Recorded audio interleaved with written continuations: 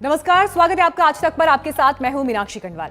हाथरस की निर्भया को लेकर इंसाफ की लड़ाई जारी है, लेकिन आज हम सवाल ये कर रहे हैं कि इस लड़ाई की आड़ में कौन उत्तर प्रदेश का माहौल बिगाड़ने की कोशिश कर रहा है। कल ही हमने खुलासा किया था कि हाथरस में दंगे की पूरी प्लानिंग थी और उसी खुलासे में बड़ा एक्शन भी हुआ है। दिल्ली से हाथरस आ रहे 4 संदिग्ध मथुरा से गिरफ्तार हुए हैं और इनका पीएफआई से कनेक्शन है। दंगे की साजिश के तार भी पीएफआई से जुड़ने का शक है। विदेशी फंडिंग की साजिश है और इस सब के बीच बड़ी खबर, इस फंडिंग को लेकर अब प्रवर्तन निदेशालय सक्रिय हो गया है। दंगे फैलाने को लेकर फंडिंग की जांच प्रवर्तन निदेशालय करेगा। प्रवर्तन निदेशालय ने वेबसाइट के जरिए फंडिंग के मामले में अपनी छानबीन शुरू भी कर दी है और जल्द ही मनी लॉन्ड्रिंग का केस दर्ज करने की तैयारी है। लेकिन इन सब के बीच आज हाथरस कांड की सीबीआई जांच और केस को दिल्ली ट्रांसफर करने को लेकर दायर पीआईएल पर सुप्रीम कोर्ट में भी सुनवाई होनी है। यानी हाथरस से लेकर दिल्ली में सुप्रीम कोर्ट तक आज जबरदस्त हलचल है और आपको इस घटना के अलग अलग पहलू हम दिखा रहे हैं। लेकिन सवाल ये बड़ा बना हुआ है कि क्या हाथरस केस की आड़ में उत्तर प्रदेश को दंगों की आग में झोंकने की प्लानिंग थी। हाथरस में पीड़िता के परिवार की मांग पर उन्हें सुरक्षा भी मिल गई है। एक तरफ इंसाफ की लड़ाई है तो दूसरी तरफ इस लड़ाई की आड़ में यूपी का माहौल बिगाड़ने की साजिश भी है। कैसे कोई समाज विरोधी तत्व, कैसे कोई राष्ट्रद्रोही तत्व इन सब चीजों को स्वीकार कर सकता है? क्योंकि उन्हें तो जर्जर यूपी चाहिए था, दंगाग्रस्त यूपी चाहिए था, अराजक यूपी चाहिए था। अब उनकी मंशाएं पूरी नहीं हो रही तो षड्यंत्र रचने में लगे हैं। मैं आप सबको इस बात के लिए आश्वस्त करता हूं, ये भारतीय जनता पार्टी की सरकार है। सबको सुरक्षा, सबको सम्मान हमारा संकल्प है। लेकिन अगर कोई माहौल बिगाड़ने का कार्य करेगा तो शक्ति के साथ उससे निपटने की भी एक दृढ़ इच्छा शक्ति के साथ हम कार्य करने के लिए पूरी प्रतिबद्धता के साथ कार्य कर रहे हैं। विकास हर द्वार तक पहुंचाएंगे, लेकिन अराजकता फैलाने की छूट और भ्रष्टाचार फैलाने की छूट किसी को भी नहीं देंगे। और इसी बात को लेकर के सरकार कार्य कर रही है। और ये आपने पूरा मुख्यमंत्री का बयान सुना जिसमें वो ये साफ और स्पष्ट कह रहे हैं कि विकास को डीरेल करने के लिए जो राष्ट्रद्रोही तत्व हैं वो उत्तर प्रदेश को अशांत करना चाहते थे और उसे दंगों की आग में झोंकना चाहते थे। हमारे साथ चर्चा में खास मेहमान जुड़ रहे हैं। बीजेपी से हमारे साथ डॉक्टर संबित पात्रा मौजूद हैं। समाजवादी पार्टी से हमारे साथ अनुराग भदौरिया हैं। बीएसपी समर्थक सतीश प्रकाश हमारे साथ जुड़ गए हैं और सामाजिक कार्यकर्ता सुबुई खान हमारे साथ इस वक्त जुड़ गई हैं। सबसे पहले आपका रुख करूंगी मैं अनुराग भदौरिया जी। सरकार की तरफ से स्पष्ट साफ शब्दों में यह कह दिया गया है कि उत्तर प्रदेश में सीएए की तर्ज पर दंगा फैलाने की कोशिश थी और इसके लिए जस्टिस फॉर हाथरस नाम की एक वेबसाइट बनी और किस तरह से विदेशी फंडिंग इस मामले में की जा रही थी उसे लेकर अब प्रवर्तन निदेशालय भी सक्रिय हो गया है। हाथरस को शाहीन बाग मॉडल बनाने की कोशिश थी क्या? अनुराग भदौरिया जी, मुझे अभी भी ये बात समझ में नहीं आ रही है कि मुख्यमंत्री जी इस तरह की बात कर रहे हैं जैसे लगता है कि मुख्यमंत्री जी उत्तर प्रदेश के मुख्यमंत्री नहीं है। अरे आप उत्तर प्रदेश की मुख्यमंत्री जी हैं। आप ये बताइए कि हाथरस में रात के अंधेरे में जिस बच्ची को आपने अंतिम संस्कार किया उसके डीएम को सस्पेंड क्यों नहीं किया आपने? मैं आपसे पूछना चाहता हूं उसके परिवार को उसका चेहरा क्यों नहीं देखने दिया? इसके बारे में भी नहीं बोलते, एक बार भी आप हाथरस जाने की नहीं सोचते, पीड़िता के घर जाने के मिलने की आप कोशिश भी नहीं करते कि जाए पीड़िता से मिला है, उनसे पूछे क्या हो रहा है। उसके घर के अगल बगल में पंचायत चल रही है, वहां पे जातीय दंगे की पंचायत कौन कर रहा है? सरकार को तो मालूम है, सरकार क्यों नहीं उनको अरेस्ट करती है?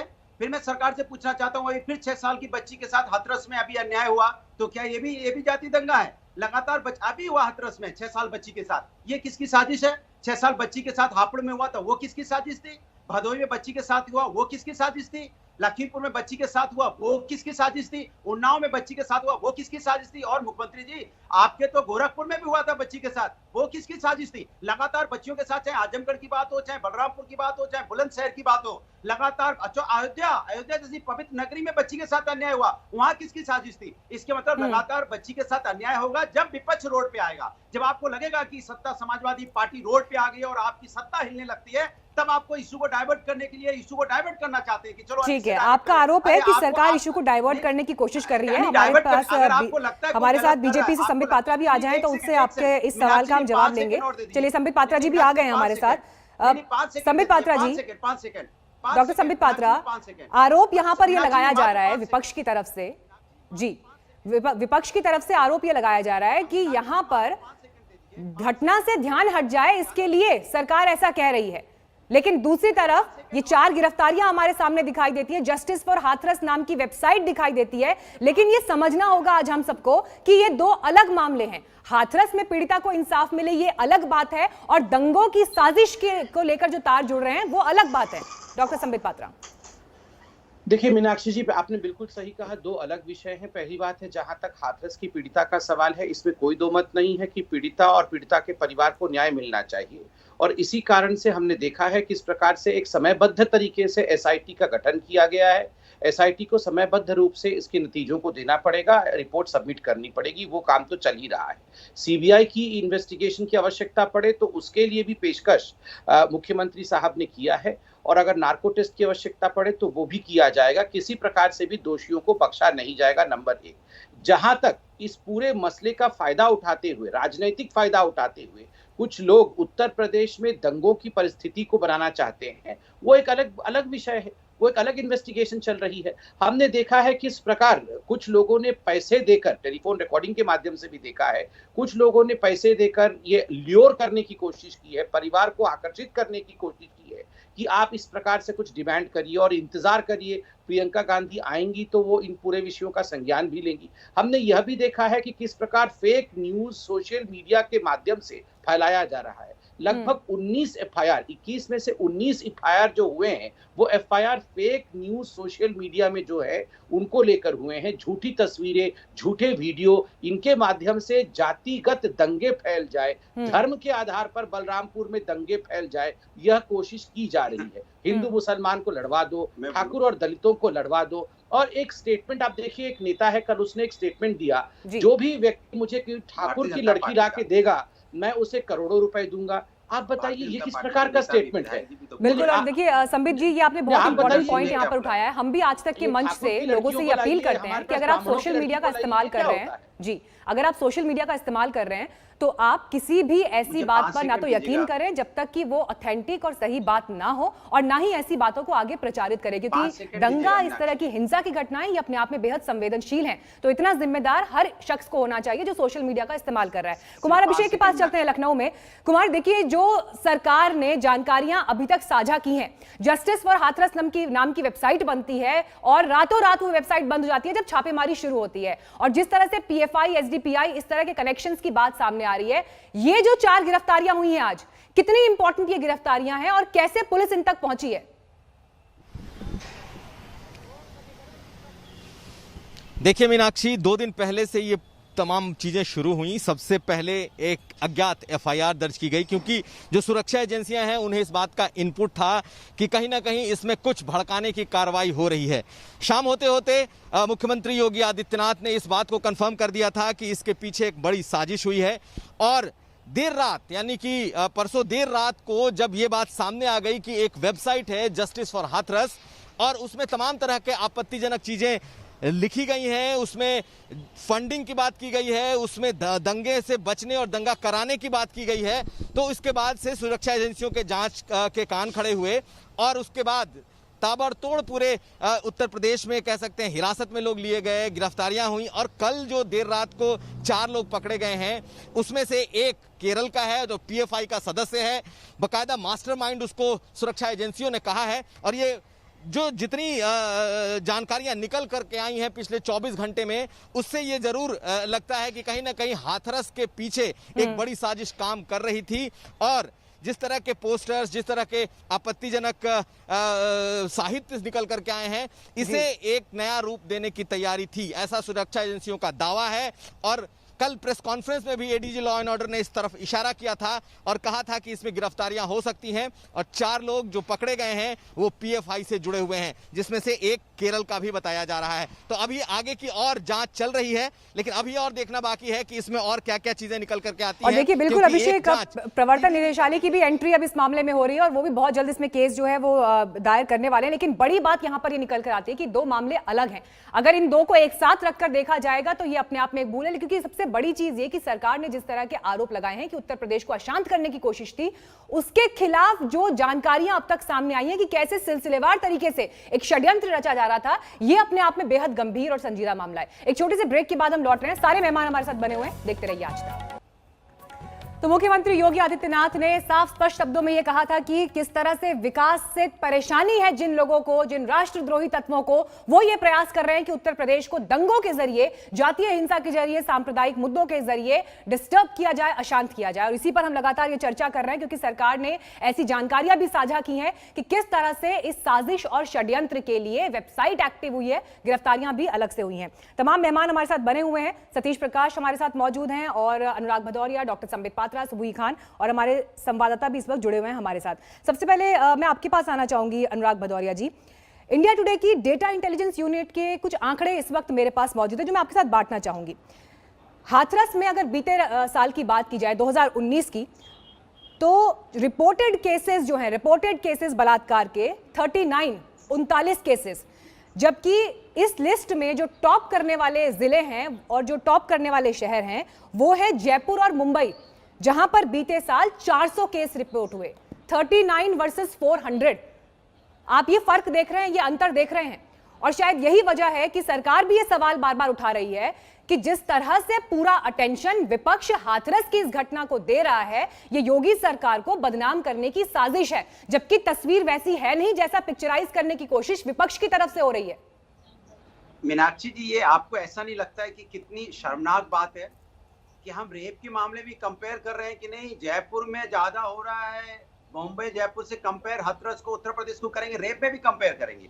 ये चिंता का विषय है देश के लिए। रेप कहीं भी हो रहा हो, चाहे जयपुर में हो रहा हो, महाराष्ट्र में हो रहा हो, मुंबई में हो रहा हो, या हाथरस में हो रहा हो, या हापुड़ में हो रहा हो, या लखीमपुर में हो रहा हो, या जौनपुर में हो रहा हो, या आजमगढ़ में हो रहा हो, रेप मतलब ये चिंता का विषय है। और विकास की बात करके आए तो रामराज की बात करके आए तो उत्तर प्रदेश नहीं अनुराग जी, तो फिर विपक्ष बलरामपुर क्यों नहीं गया, विपक्ष जयपुर क्यों नहीं गया, मुंबई क्यों नहीं गया? यही सवाल उठाया जा रहा है ना। जब यही सवाल है, तो जब आप ये कह रहे हैं कि रेप कहीं भी हो वो बेहद आपत्तिजनक और एक बड़े गंभीर अपराध की श्रेणी में आता है, यही सवाल उठाया जा रहा है। संबित पात्रा भी इस पर जवाब देंगे। एक छोटे से ब्रेक के बाद हम फौरन लौट रहे हैं। तो हम लगातार ये सवाल आज तक पर उठा रहे हैं कि आखिर उत्तर प्रदेश का माहौल कौन बिगाड़ रहा है, और इस पर हमारी ये बड़ी बहस भी जारी है। लेकिन इस बीच सीधे हाथरस से अहम खबर हमारे पास आ रही है। एसआईटी वहां पहुंची है जहां पीड़िता को जलाया गया था, उस जगह एसआईटी छानबीन कर रही है। और जानकारी के साथ जुड़ गए हैं जितेंद्र बहादुर सिंह इस वक्त हमारे साथ। जितेंद्र, क्या अपडेट है? देखिए मीनाक्षी, अब से थोड़ी देर पहले एसआईटी की पूरी टीम यहां पर पहुंची थी हाथरस के इस बुलगढ़ी गांव में, और यहां पहले परिवार वालों से उन्होंने मुलाकात की और उसके बाद उस जगह पर गए जहां पर पीड़िता के शव को जलाया गया था। पूरी छानबीन इस वक्त की जा रही, क्योंकि परिवार वालों ने यह आरोप लगाया था कि उनके बिना सहमति के शव को जला दिया था और प्रशासन ने इस पर लापरवाही बरती थी। तो इन तमाम चीजों को लेकर के एसआईटी की टीम इस वक्त यहां गांव में मौजूद है और अलग अलग जगहों पर छानबीन कर रही है। इसके अलावा जानकारी ये भी मिली है कि एसआईटी टीम वहां भी पहुंची है जहां इस पूरी घटना को अंजाम दिया गया था। मीनाक्षी, एसआईटी की पूरी टीम इस वक्त उन तमाम जगहों को देख रही है कि किस तरीके से इस पूरी घटना को अंजाम दिया गया। वहीं दूसरी तरफ जो शव को जलाया गया उन तमाम जगहों को देखा गया। साथ ही पुलिस वालों से भी जानकारी ली जा रही थी कि अगर परिवार वाले इन तमाम चीजों को लेकर के रोक रहे थे तो पुलिस ने और प्रशासन ने किस तरीके से इस शव को जला दिया। तो इन तमाम चीजों पर इस वक्त छानबीन की जा रही। वहीं दूसरी तरफ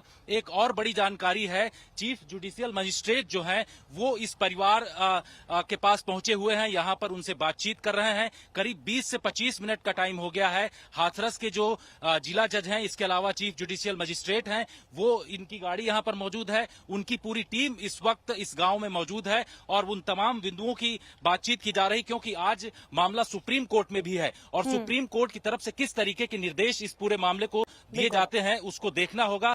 इससे पहले जो यहाँ के जिला जज हैं, इसके अलावा चीफ जुडिशियल मजिस्ट्रेट, उनकी टीम यहाँ पर आई हुई है घर में और जो पीड़ित परिवार है उनसे इस वक्त बातचीत की जा रही है। ठीक है, ये अपडेट हमें हाथरस से मिल रहा है, जो जितेंद्र हमें जानकारी दे रहे हैं कि वहां पर एसआईटी की टीम मौजूद है।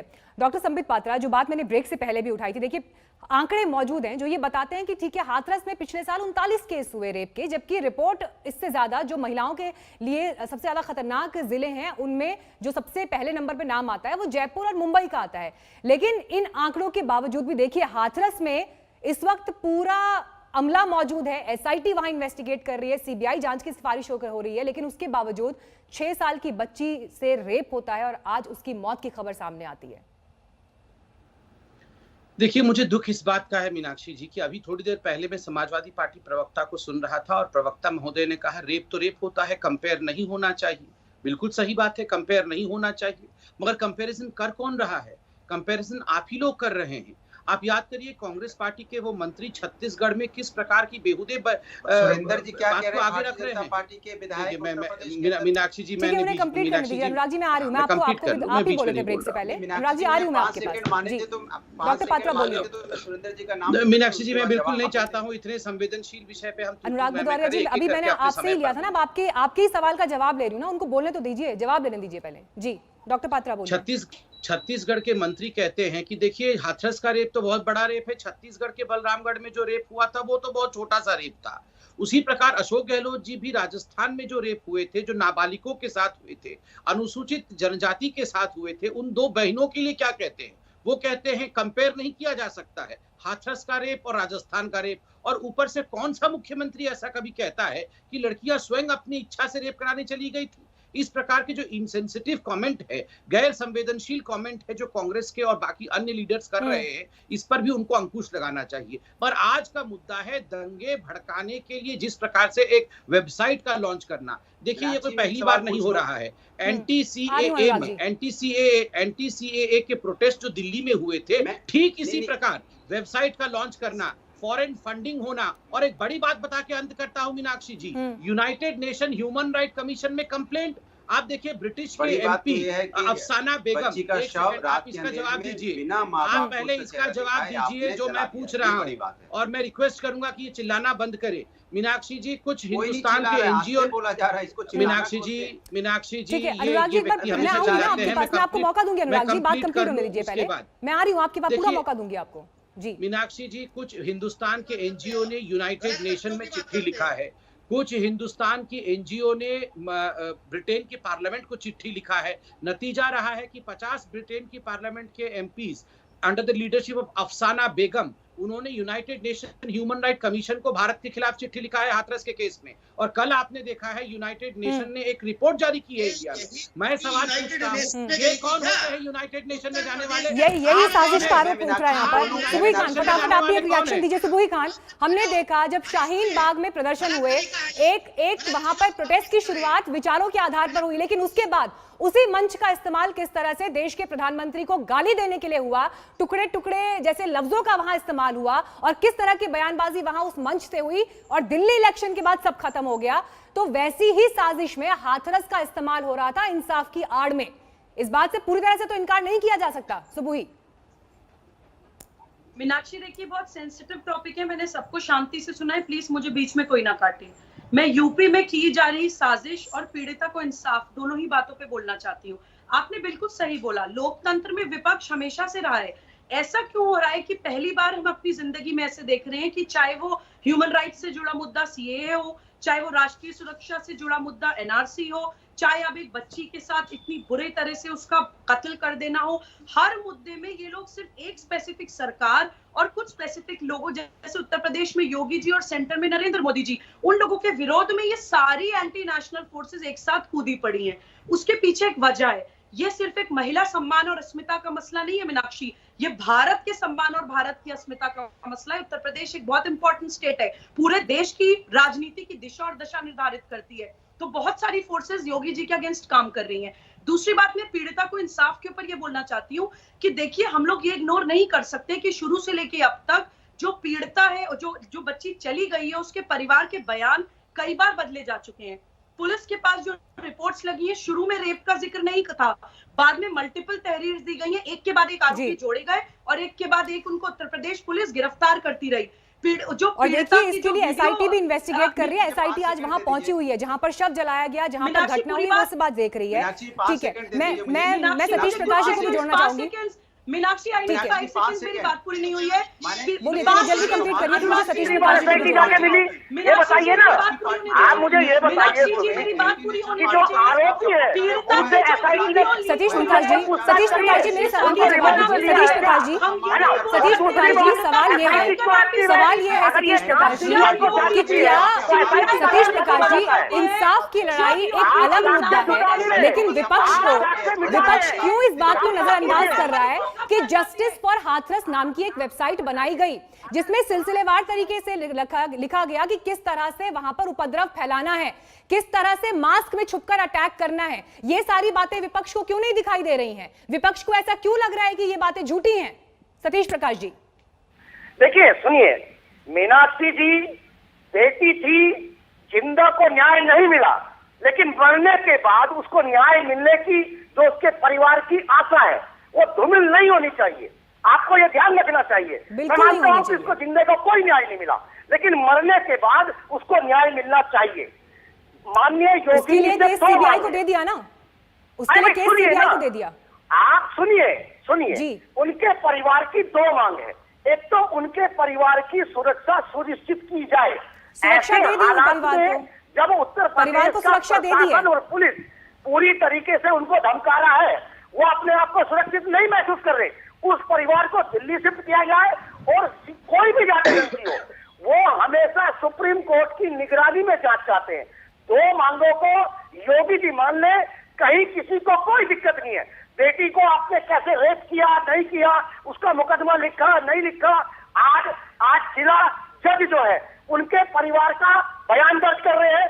यही बेटी जब होश में आई 20 तारीख को, तो यही पुलिस 161 में बयान दर्ज कर रही थी ना, 164 में बयान इसलिए दर्ज नहीं किया कि कहीं साक्ष्य ना बन जाए। और यही एसआईटी उसके लिए तो चौतरफा आलोचना सरकार ने झेली है ना सतीश प्रकाश जी, उसके लिए तो सरकार ने आलोचना झेली है। उसके बाद तो एसआईटी से लेकर सीबीआई तक को इन्वेस्टिगेशन जो का जिम्मा दिया गया है ना।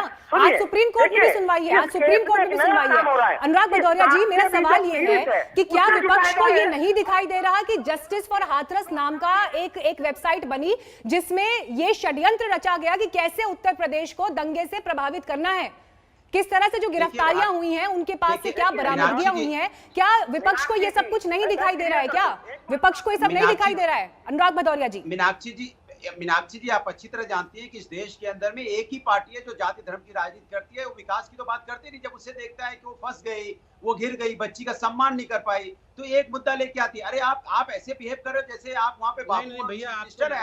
आपको लगता है कि अगर पहले से ऐसी वेबसाइट चल रही है तो आप पकड़ के डालिए ना जेल में। किसने आपको रोका है? आप उसके इशू को बनाते हैं। आप लगातार मैंने बोला वहाँ पंचायत मैंने देखा है 2017 उनके विधायक जो सुरेंद्र सिंह विधायक कहते हैं कि बच्चों के साथ बच्चों को घर के अंदर रखना चाहिए। क्या सुरेंद्र सिंह विधायक को आपने सस्पेंड किया? नहीं किया ना। इनके विधायक, इनके लोग लगातार अनर्गल वक्तव्य दे रहे हैं महिलाओं के बारे में, तो सुरेंद्र सिंह को सस्पेंड कर देना चाहिए। इनके विधायक है भारतीय जनता पार्टी के, उसमें तो संबित जी चुप हो जाते हैं। मैं समित पात्रा से पूछना चाहता हूँ, टीवी डिबेट में बैठ के क्या कर रहे हैं? जाइए वहां पे जयपुर में प्रदर्शन कीजिए, लाठी खाइए। आप अगर बच्चों को सम्मान देना चाहते हैं तो टीवी में बैठ के दिलाएंगे क्या? आप वहाँ विपक्ष में है, वसुंधरा राजे जी क्या कर रही है? अनुराग जी, दंगों पर तो जवाब दीजिए ना। जो दंगों को लेकर साजिश हो रही है, दंगों को लेकर जो साजिश हो रही है, विपक्ष को क्यों लग रहा है कि ये बहाना है? मैं आपसे ये पूछ रही हूँ, विपक्ष को ये बहाना क्यों लग रहा है? जिसके लिए ईडी भी अब इन्वेस्टिगेट करने के लिए आ रहा है फॉरेन फंडिंग की, विपक्ष को क्यों लग रहा है कि ये गलत है? मैं ये पूछ रही हूँ आपसे। विपक्ष ने कब बोला गलत है? विपक्ष ये कहता है कि आप बच्चों के साथ न्याय दिलाइए। लगातार बच्चियों के साथ अन्याय उत्तर प्रदेश में हो रहा है। महिलाओं के ठीक है, डॉक्टर संबित पात्रा जवाब दीजिए। न्याय दिलाने की बात डॉक्टर संबित पात्रा जवाब दीजिए। विपक्ष ये कह रहा है कि जो भी अब तक जिस तरह के भी अब तक डॉक्यूमेंट सामने रखे गए हैं, ये सब बहानेबाजी है, कवर अप है सिर्फ ये हाथरस से बचने के लिए सरकार का। बताइए डॉक्टर संबित पात्रा। मैं तो सुन ही नहीं पा रहा हूँ। ये लगातार समाजवादी पार्टी के व्यक्ति बोलते रहेंगे तो हम लोग सुनेंगे कैसे? ये शांत होंगे तभी तो हम बोलेंगे। धन्यवाद। देखिए जरा मीनाक्षी जी, ये सेंसिटिव, चलिए सुन लीजिए अनुराग जी, आपने जो सारे सवाल पूछे हैं अब उनके जवाब भी तो सुन लेते हैं ना। ठीक है, देखिए पहली बात मीनाक्षी जी, आप खुद एक महिला हैं, दूसरी महिला पैनलिस्ट भी बैठी हुई हैं। मैं एक बात पूछना चाहता हूं, क्या रेप में जाति धर्म होता है क्या? जिस प्रकार से कुछ लोगों ने बयान दिया है, एक जिहादी लीडर ने बयान दिया है कि मेरे पास ब्राह्मण और ठाकुर लड़कियों को ले आओ, फिर मैं दिखाता हूं कि हम क्या करेंगे ब्राह्मण और ठाकुर लड़कियों का। ये मतलब ये आपने मीनाक्षी जी पहले आप इनको चुप कराइए। अनुराग जी प्लीज सुन लीजिए ना एक बार, सुन तो लीजिए। और ये दूसरों को नहीं सुनेंगे, ये अब आप एक साथ अगर दो लोग बोलेंगे तो किसी की बात समझ नहीं आएगी ना। ये ऐसे नहीं चलेगा। बहुत सारे लोग देखिए नेशनल टीवी पर बहुत सारे लोग बैठकर हमें देख रहे हैं, हाथरस की घटना पर बेहद संजीदगी के साथ समझना चाहते हैं ग्राउंड पर क्या परिस्थिति है। हम थोड़े से यहाँ पर गंभीर हो सकते हैं। अनुराग जी प्लीज मेरी रिक्वेस्ट है आपसे, प्लीज सुन लीजिए।